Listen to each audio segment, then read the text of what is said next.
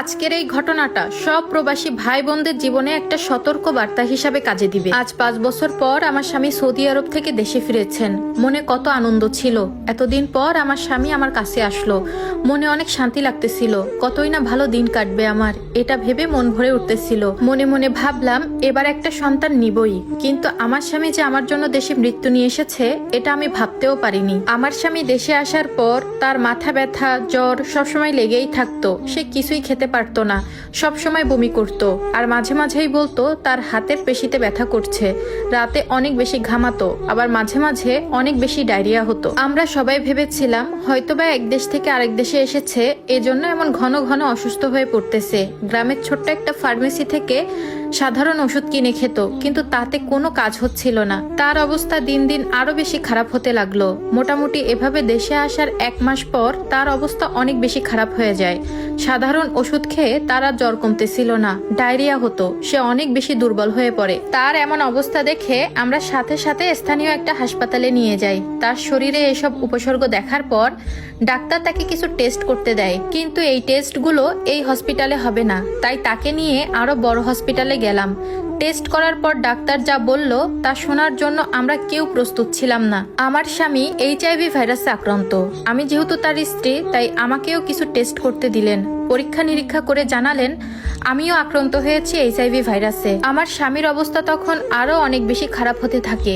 এই রোগের যেহেতু তেমন কোনো চিকিৎসা নেই, তাই আমাদের কিছু সাধারণ ওষুধ দিয়ে সেখান থেকে বিদায় করে দেয়। কাঁদতে কাঁদতে আমার অবস্থা তখন অনেক বেশি খারাপ হয়ে যাচ্ছিল। গ্রামের মানুষ যখন জানতে পেরেছিল আমরা দুইজনই HIV ভাইরাসে আক্রান্ত, তখন তারা নানান কথা গ্রামে রটাতে থাকলো। আমাদের বাসায় লোকজন আসা বন্ধ করে দিল। দোকানে কিছু আনতে গেলে দোকানের বাহির থেকেই বের করে দিত। একসময় আমাদের দুইজনকে একঘরে করে দেওয়া হলো।